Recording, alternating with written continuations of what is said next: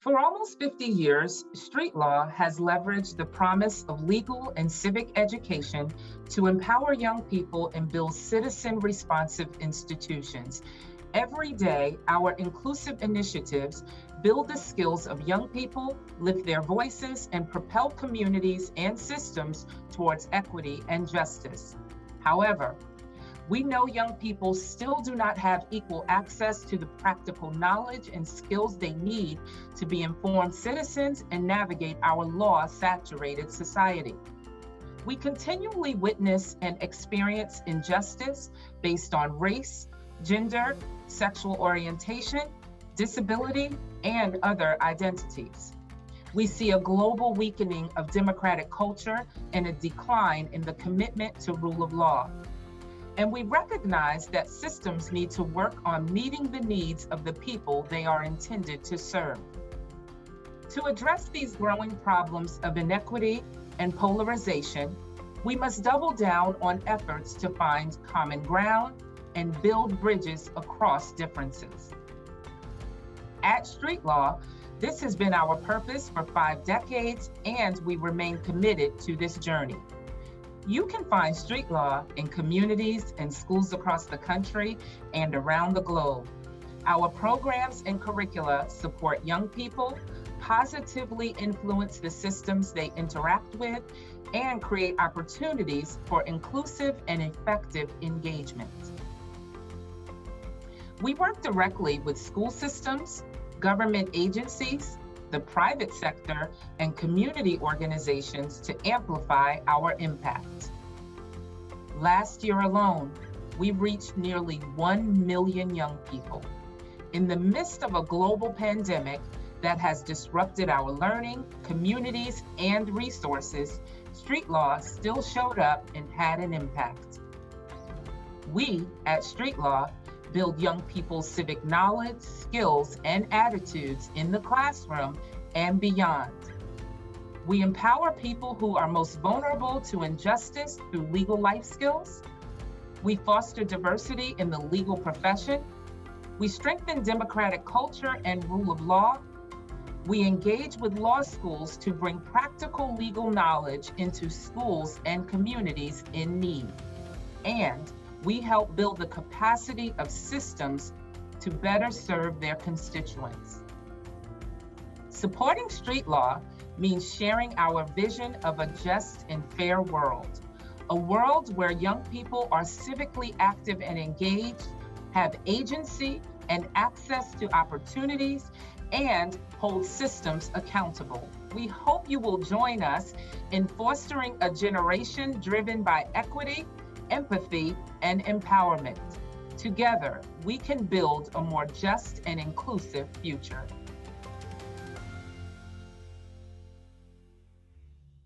Good evening, and thank you for joining us for the annual Street Law Awards program.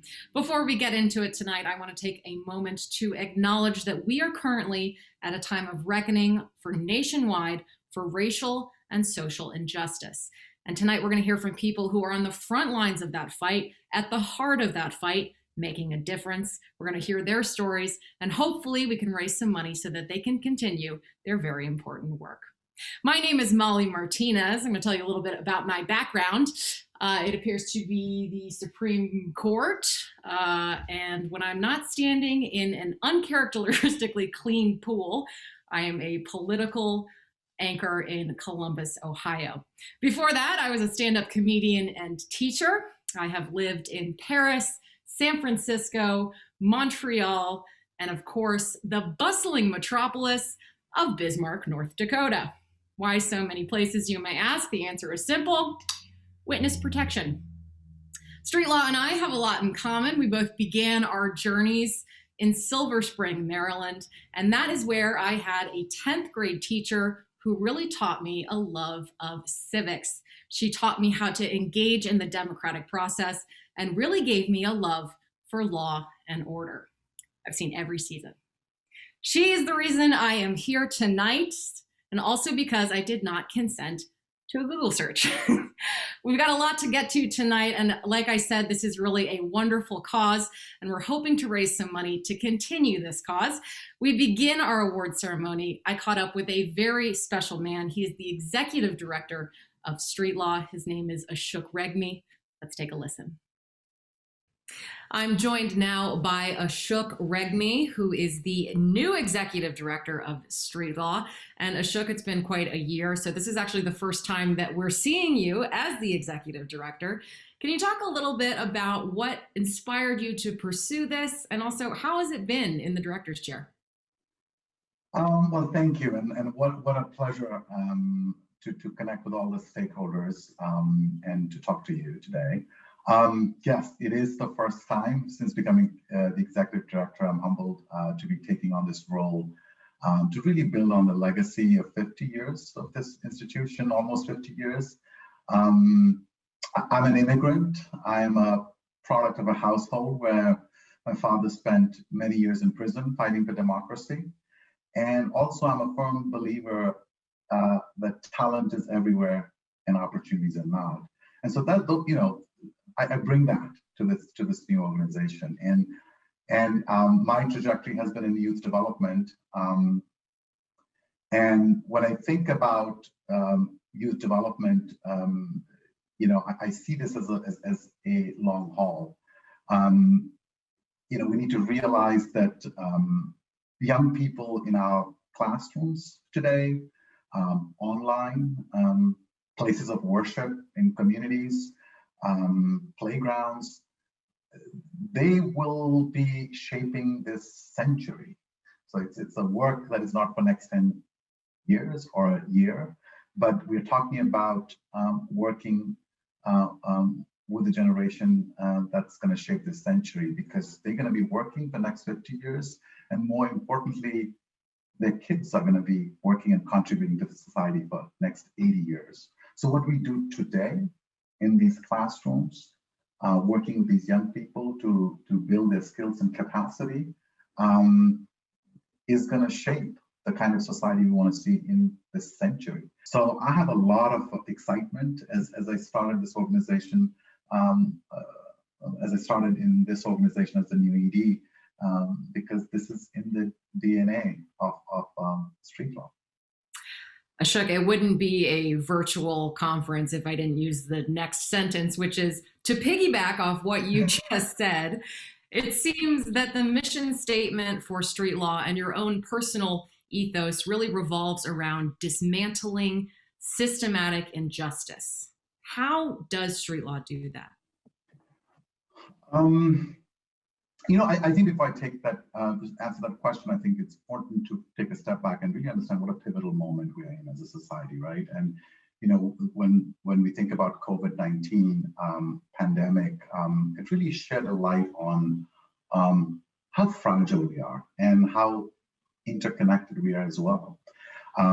We're also witnessing increased polarization here and across the world, struggle for racial and social justice, and many barriers to democracy. So, you know, in Street Law, in its last 5 decades, has been working in the same issues in different forms. So when you think about social injustice or systemic injustice, when I think about justice, right, justice cannot be a zero-sum game. It cannot be perceived as a zero-sum game. It has, for it to sustain, it has to be a win-win proposition. It has to be viewed like a win-win proposition. And to do so, I do fundamentally believe that we need to empower the marginalized, people who are vulnerable to injustice. We also need to create spaces and places where people of differing viewpoints could come together and build that empathy, understand somebody else from somebody else's shoes, and search for common grounds, and also look at developing a more just and equitable system, right? So these 3 things has to go in tandem, and that's what Street Law has been doing for a long time. We're driven by the power of education. looking at combining the practical legal education and civic education to really not just empower the next generation, but really those citizen responsive institutions. So the multiple programs that we do here in the US and across the world is about how do we provide the practical knowledge about law, that practical legal knowledge doesn't become the privilege of few, but the rights of all. How do we build the capacity of young people to be critical thinkers with a certain value system that really celebrates and fosters diversity, equity, inclusion, challenges the status quo, and in a sense finding that agency so that they can chart a path forward for themselves, but at the same time make systems accountable. So it has been a combination of value alignment, the programmatic work that we do at Street Law that really looks at those injustices and goes through the education system and other systems to address some of those issues. Ashok, that's very well said. It shouldn't be a privilege for the few. And I think many people feel disenfranchised because it does feel like a privilege for the few. For those that aren't necessarily familiar to your extent with Street Law and maybe are first-time donors tonight, could you please tell us what makes these programs so special? Sure. I have to say I was quite amazed when I joined as a new ED of the extent of programs we do. But when I look back, there are a few elements I would say that really jump out to me. The one being our philosophy in all the programs, particularly the school-based programs. Our philosophy that our job is not to tell answers to young people, but build the skills to ask the right question. The second one I would say is the rigor we put in ensuring that our programs are high quality. That is really adding true value to the constituencies we serve, and that we are not just doing program for the sake of doing it, but really understanding the needs of the people we serve and developing programs that really aligns with what their needs are. In a way, really looking at the design thinking approach. The third thing that was very special was for everything we do, we bring diverse opinions in how the materials are developed, how the curricula are developed, how the programs are being delivered. The other thing which really was special about Street Law was that the racial equity and justice is not an afterthought in our program. It is integrated in how we recruit beneficiaries, how we recruit schools, how we develop curricula. So it's integrated in the programs we do. And the last one I would say is we work with multiple sectors in our society. And be it education system, law schools, publishing house, law enforcement officials, government agencies, community groups, young people. Because at the end of the day, what we want to make sure is that our programs don't remain as our programs, but it becomes their program. It becomes their impact. So they become partners in our journey and not just implementers of our program. So I feel those are some of the elements that I found very special about Street Law. Ashok, to touch on your last point, it's kind of an uphill battle for you guys. Not a lot of people know this, but the program is really expanding exponentially, affecting over 1 million young people this year alone, and you guys continue to grow. But amidst all that, you have relatively few boots on the ground. You have a very small staff, and you have a lot of responsibility sort of getting this message out and implementing these programs and keeping the quality high. How do you do it all? Right? I was shocked. Is it Red Bull? I know that helps. A lot of coffee. No, I have to say I was quite amazed myself by the level of impact, the scale that we have seen. So how do we do that? I would say the first one, committed and passionate staff. The second one I would say is just our operational model. We We believe in innovation and creativity by making users' needs at the core. So we constantly innovate, create new things. And then we train the trainers, because as a small nonprofit, we cannot expect to reach 1 million plus people, right? So we need to look at entities and folks who are reaching a wider generation or at scale. The third, I would say, is our systems work. We work, as I said, with education system, public school systems, government agencies, law enforcement, law firms, corporates, and what that has allowed us to do is the scaling impact responsibility is no longer just ours, but it's a shared responsibility because there's an alignment in the mission that we are trying to achieve. So it's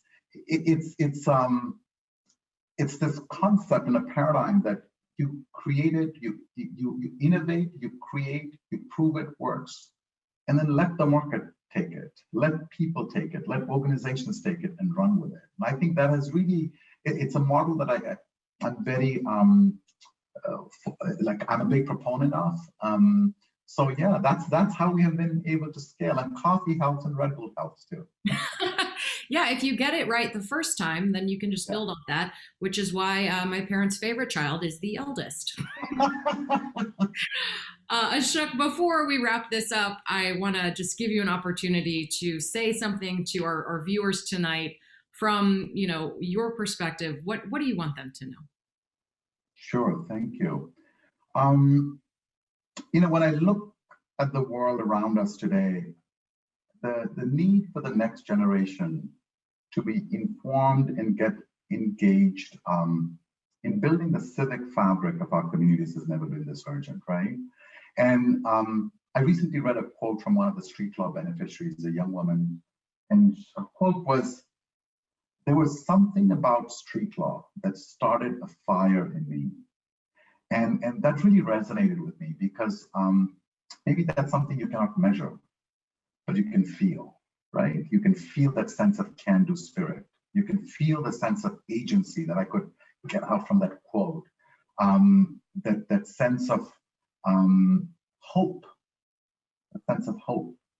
And so I want to thank all the folks who are attending the event, to thank you for your support, because you are really enabling us together in a way to decrease the hope gap that exists in our communities today.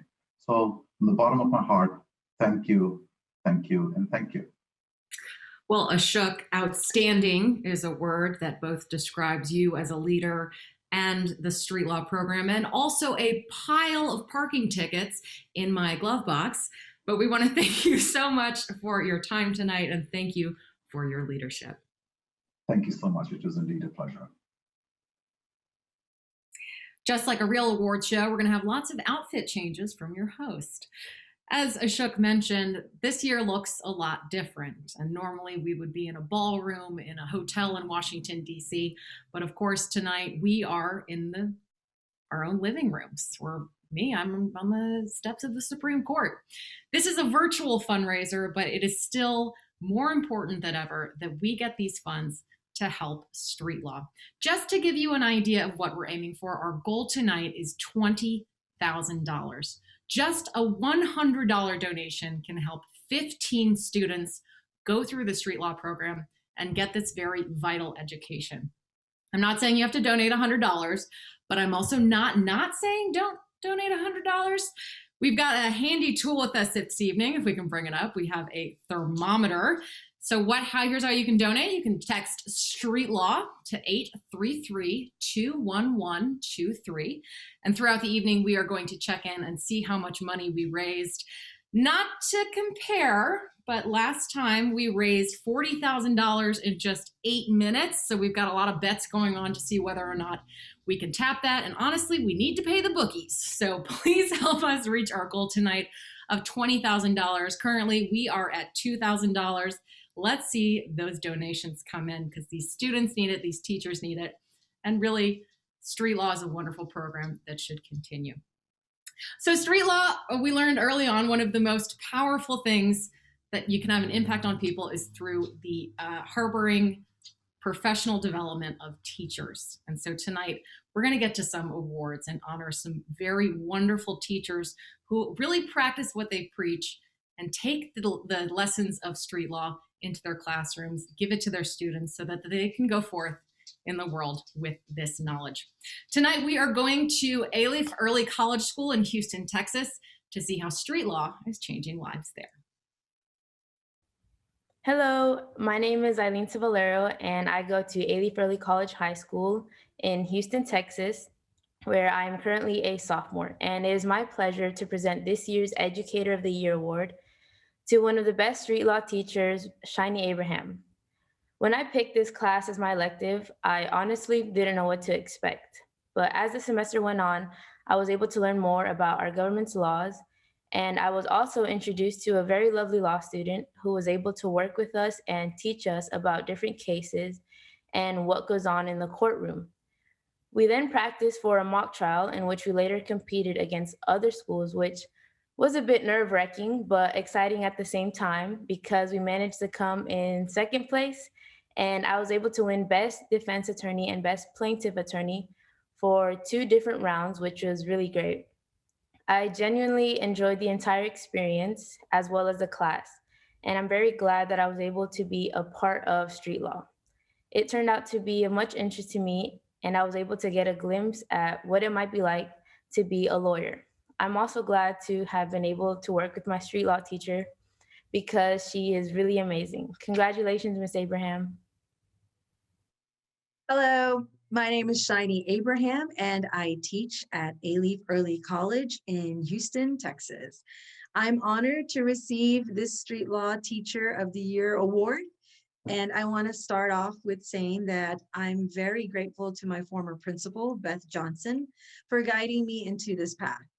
I'm lucky to be able to teach semester courses that cover a wide range of topics such as civil rights, women's studies, the German Reich and Holocaust, as well as many other topics.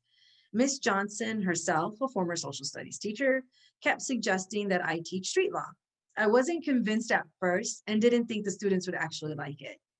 I gave it a try and taught my first class in the fall of 2017. Students walked into my classroom and I could hear them grumbling, "What is this class? Why do I need to take it? And how quickly can I get a schedule change?" By the end of the week, I wasn't hearing any of that. Students that are no longer in my class have told me they miss it and wish they could take it again. They enjoy the deliberations, the debates, learning about laws that actually apply to them or affects them, analyzing cases and current events issues, and they especially love anything and everything about criminal law. Street law has definitely provided me with new teaching and learning opportunities. When I applied, I was accepted to the 2019 Supreme Court Summer Institute in Washington, D.C. Right now, I'm in my 24th year of teaching, and the Summer Institute is by far the best professional development I have ever attended. 6 days wasn't enough, and we would all have gladly stayed longer. Teachers participated in lessons and activities from a student's point of view, and we collaborated and discussed how to incorporate these into our classrooms. We had guest speakers that provided insights into cases, who have argued cases in front of the Supreme Court, who worked on Supreme Court nominations. And my moot court team had an assistant to the Solicitor General as our resource person. We visited the Supreme Court to hear decisions being handed out. And I can say we all nerded out and got giddy when we saw all the justices walk to their chairs. We ended the seminar with a private reception with one of the justices. And for our group, that justice was Chief Justice John Roberts. During the seminar, Lee Arbetman was looking for a new school to bring the Legal Diversity Pipeline program. He knew my school was in Houston, and he asked if I was interested and if my school was willing to participate. I didn't call my principal. I didn't bother asking for permission. I jumped in and I said, yes, sign us up. We implemented the program in the fall of 2019, and my students were given the opportunity to have lawyers, part of the Houston Association of Corporate Counsel, come to class to teach lessons, which range from immigration to contract negotiation. A few things. One of the lawyers was actually a graduate of one of our rival high schools. So they were actually happy to see a lawyer who attended a school in Alief ISD. A second was that when Lee proposed contract negotiation as one of the lessons, I wasn't quite sure the kids would like it. Thought that would be boring, but that was the hit lesson and they loved it. We ended the semester with a conference at the ExxonMobil campus where students further expanded their legal skills that they learned in the classroom. It was a good experience for them to see the different aspects of legal field and to know that, you know, to be a lawyer, you don't have to necessarily go to court and be a trial lawyer, and to engage with the lawyers on a personal level. Now my street law classes have bloomed into a working relationship with the University of Houston Law School. I have 2 law school students who attend class with us on Zoom to teach the class mock trial skills and to prep them for competition. As Eileen said earlier, her team, which by the way was called the Winners, placed second in the competition last semester. And just in case you're wondering, the entire competition was through Zoom. There were 24 teams from Houston that participated, and this was the first time our school participated in this kind of a competition. If Eileen sounded excited about the win, as a teacher, I was overjoyed. I was jumping around and doing my little crazy dance again, and happy that the Zoom camera was off so nobody could see that. The spring competition actually begins tomorrow, so cross your fingers and wish us luck for that one.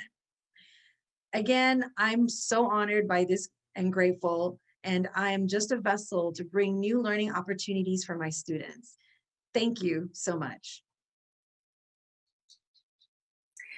Congratulations.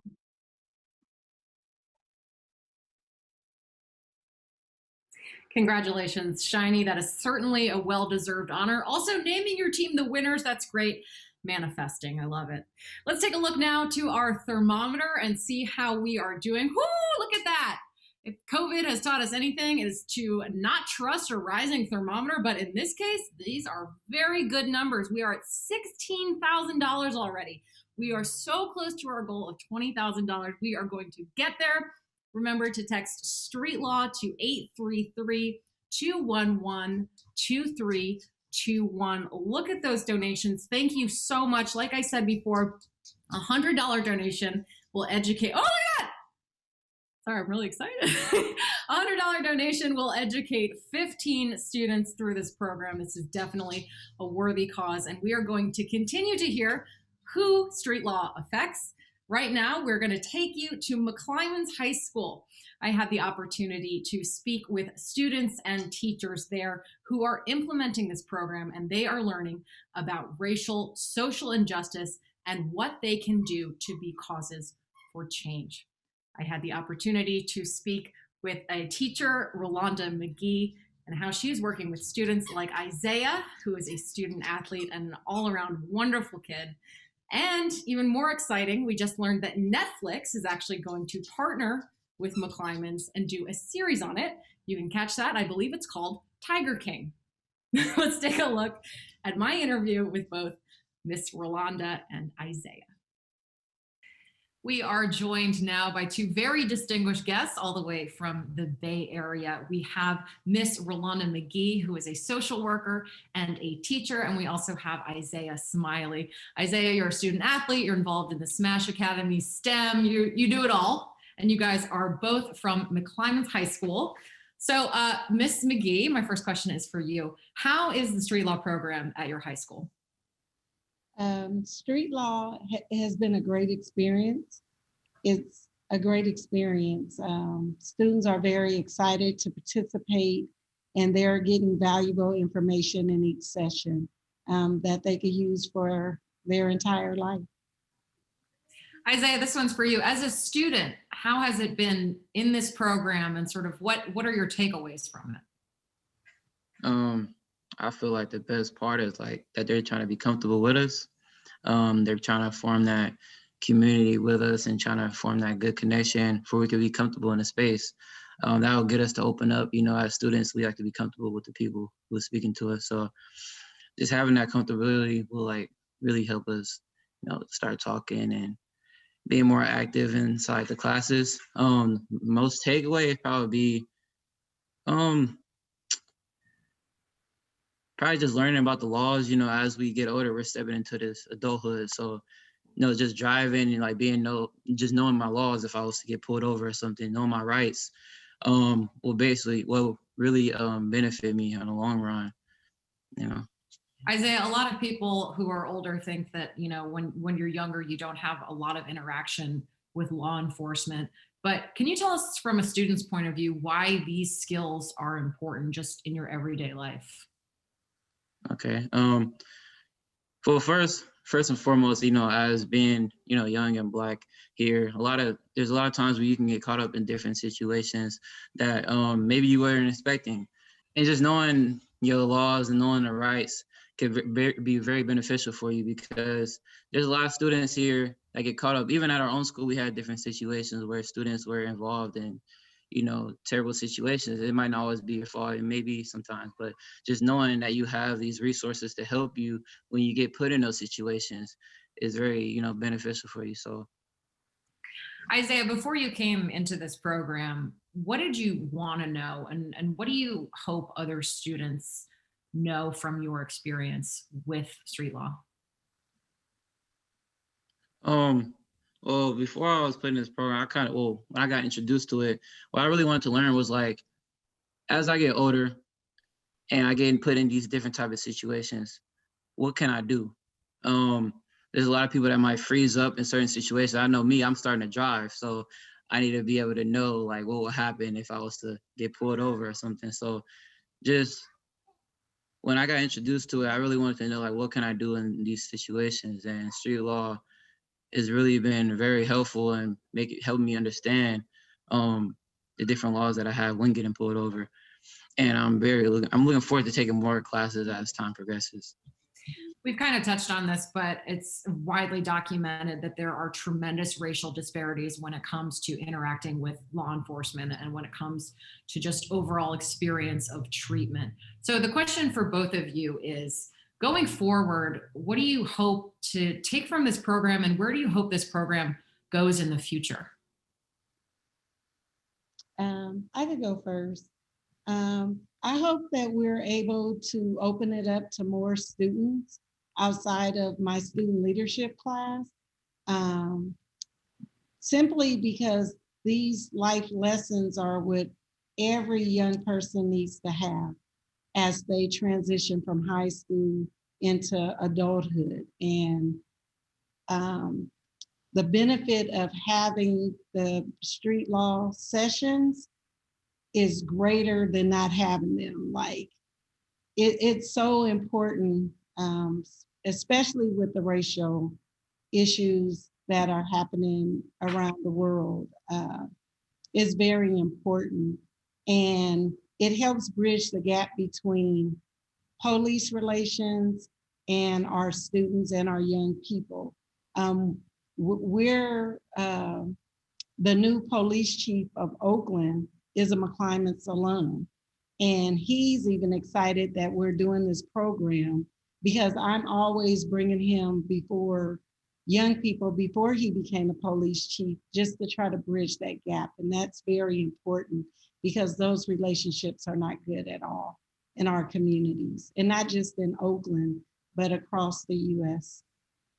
With this knowledge, I definitely want to pass it on to people younger than me, my brothers, just the people in my community, because, there's a whole little cycle that's going on, and we want to break that cycle. There's kids, getting put in the criminal justice system.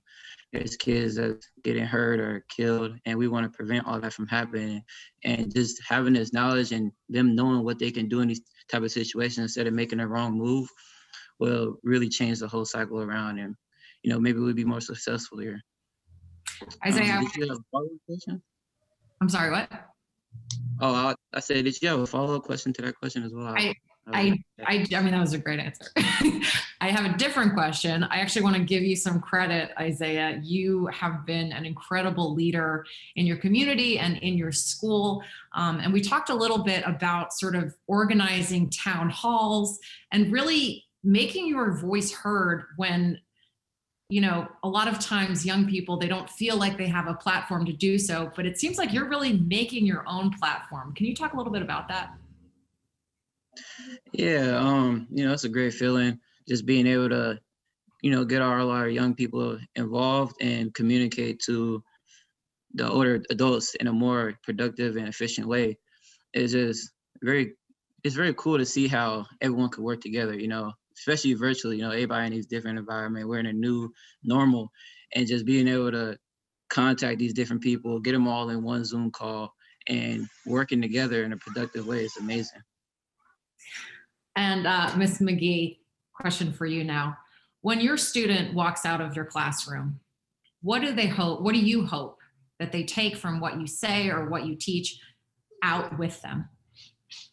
I'm hoping that they take confidence in the leadership that they gained, better communication skills, the ability to go in any setting and feel like they belong there and that they could be successful no matter what the environment or space is, that, you know, they belong there, and, you know, that they're, the skills that they learned will be very vital to succeeding, whether they go into a career, whether they go to college.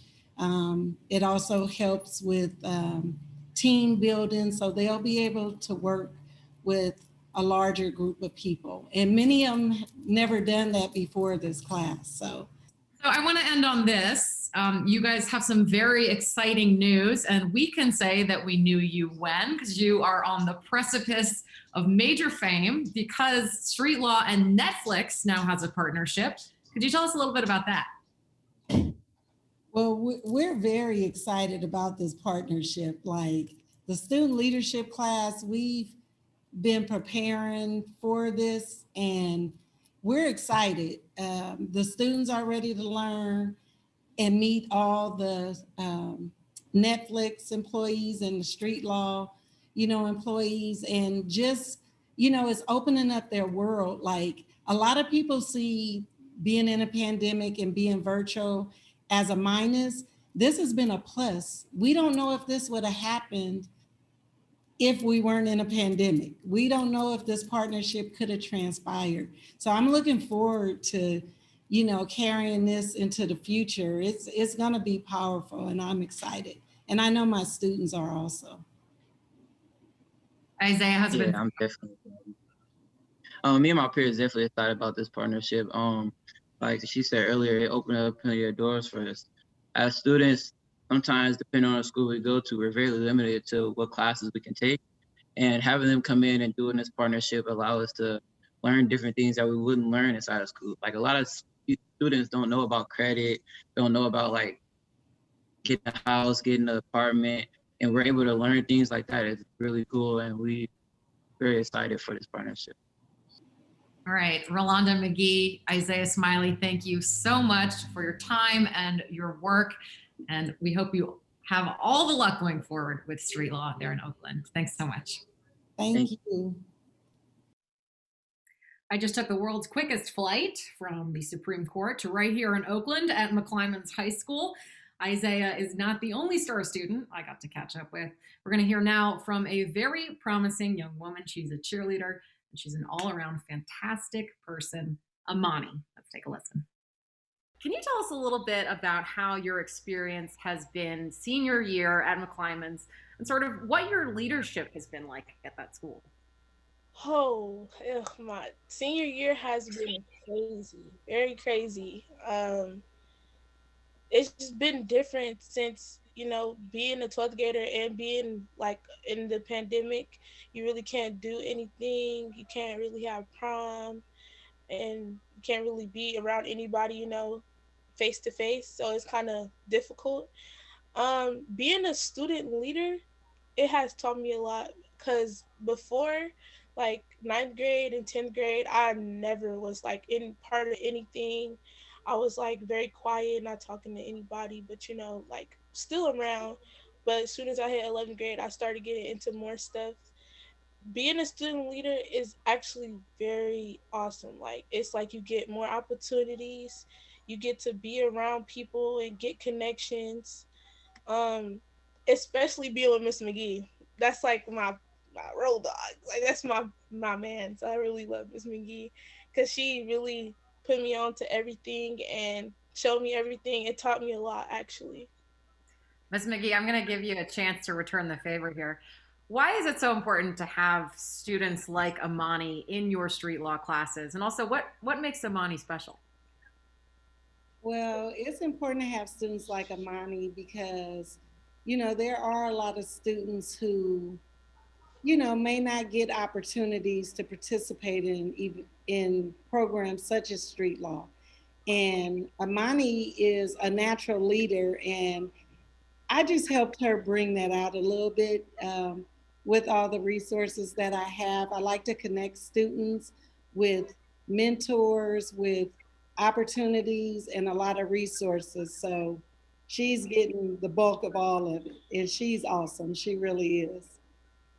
Amani, I want you to tell me about street law and how it's affected you. When you first walked into that class, what were you expecting? And now, having gone through it a little bit, what are you happy that you got from it? What I was expecting street law to be about, well, what is about kind of now. Us talking about how we could get, like, get places, and how many laws we're breaking, what's the law, like, things. I thought of things like that. And actually being in the class and learning how many laws people have broken and how to get houses and how to, talk to managers and stuff like that. It's awesome to get that interaction with people from street law, just to know everything that you didn't know when you didn't start. But street law is very good. Like, I really learned a lot from being in the classes, stuff that I didn't even know. I know now from being in the program. And what do you hope to take with you from what you've learned in street law as you graduate and as you become an adult and as you sort of go forth from that classroom? Talking to managers, talking to people how to get a lease of a home, talking to officers, stuff like that. It's just a lot of stuff that I did not know that I could do or that I could say.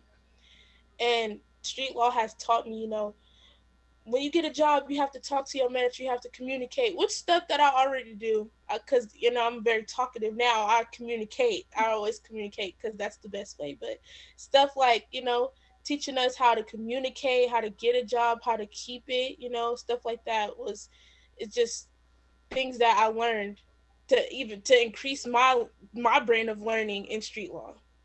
And then this one is for you, Ms. McGee. When you get a fresh crop of students and you see them go through the program, and then you see someone like Amani who is living it and going forth and really using your teachings, how does that make you feel as an educator?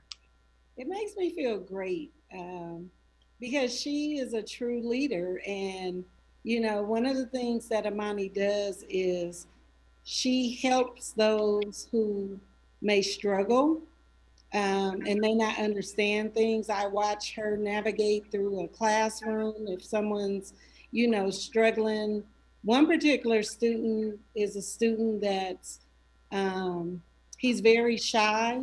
And I always pair him with Amani and her group, and she helps bring his shyness out. And I'm seeing a whole different young man in him. And his shyness is mainly because he has a disability, and all the students don't know it, but Amani has gravitated to him and helped him along.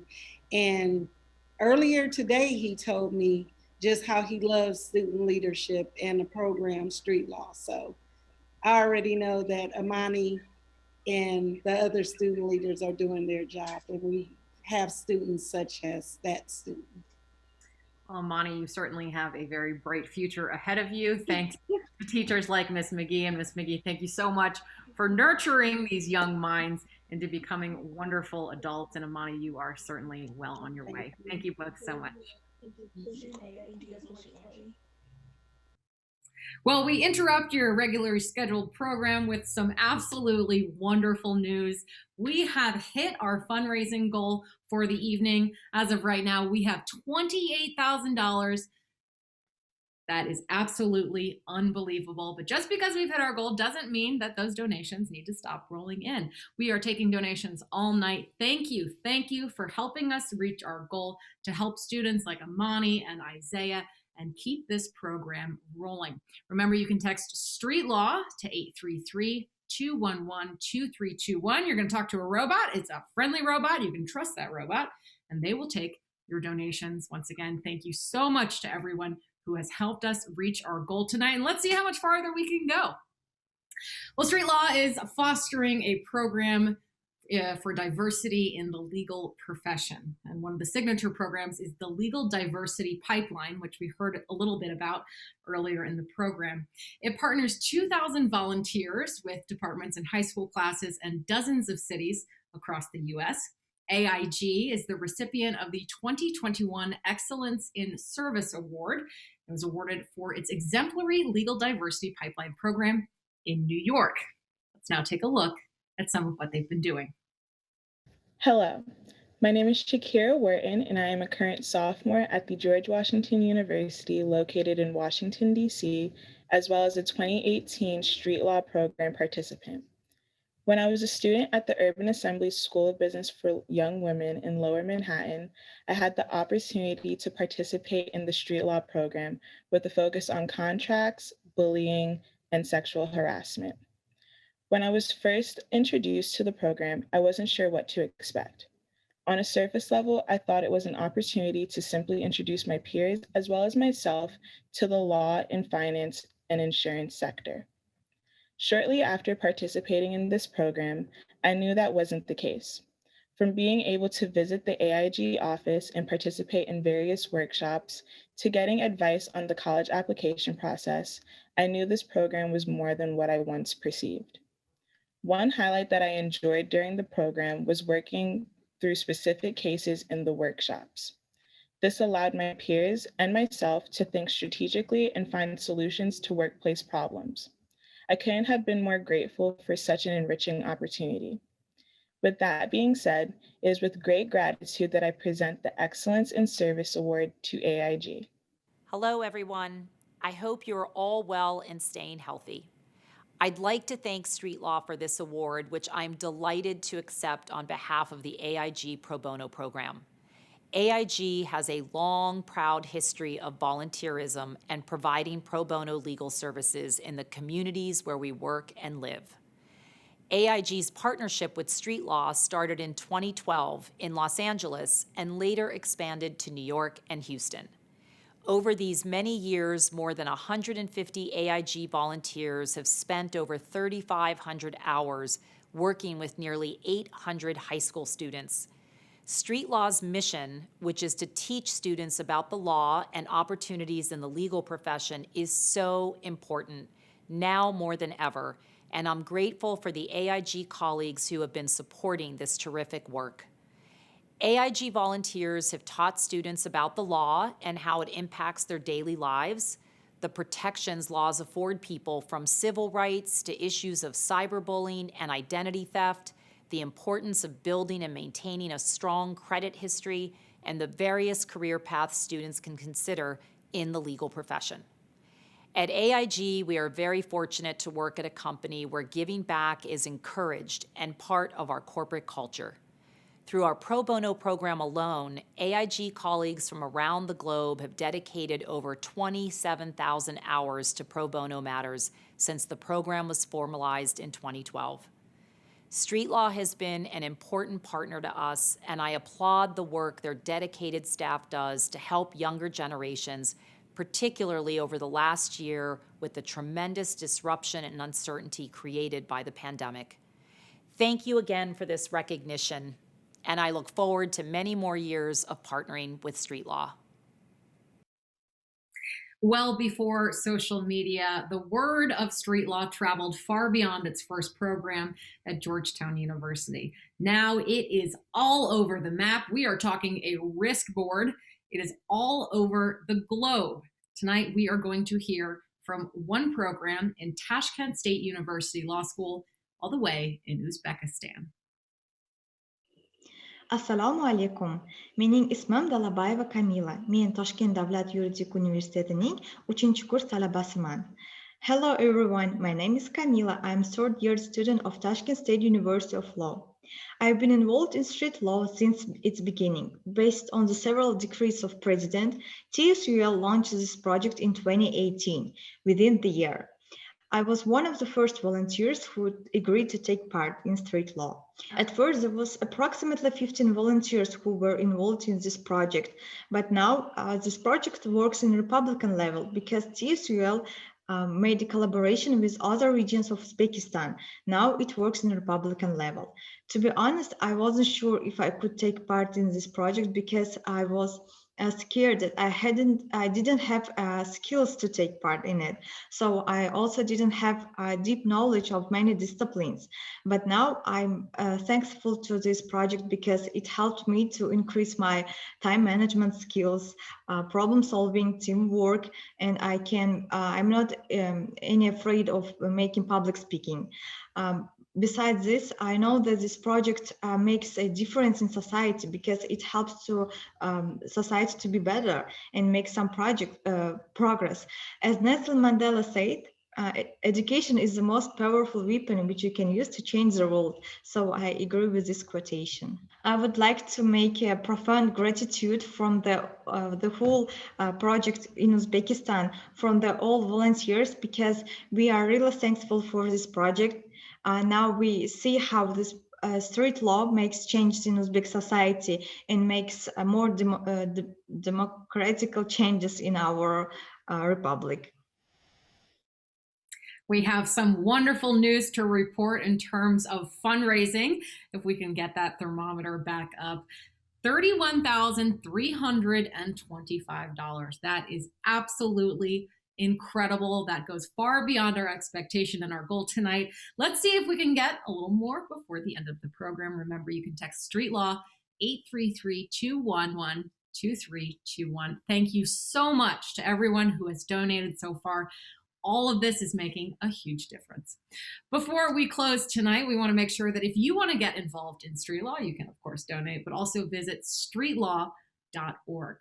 We want to give you an opportunity to look at some of our biggest donors tonight. These are our platinum sponsors. We're going to roll their names now. AIG, thank you so much for your help. Aiken Gump, Allen and Overy, Anthem, Baker McKenzie, Catton, King and Spalding, Morgan Lewis, Patterson Belknap, Pfizer, thanks so much, Pfizer. I got a shot. It was my favorite shot, and I was in a sorority, so that's saying a lot. Verizon, Watchell, Lipton, Rosen, and Katz, Weil, White and Case, Wilkie, Farr and Gallagher, Errant Fox, Baker Donaldson, Capital One, Cleary Gottlieb, the Coca-Cola Company,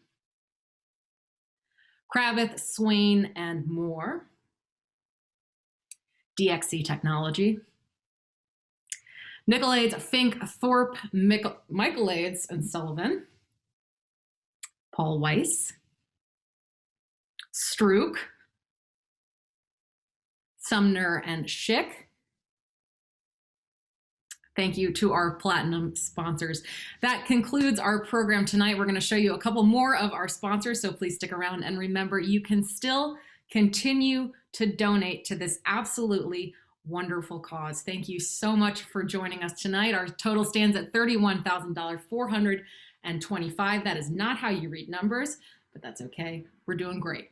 Please continue to donate. Those lines will be open for the remainder of the evening. And thank you so much for spending your evening with us and for promoting such a wonderful program that is Street Law. I'm Molly Martinez. We'll see you next year.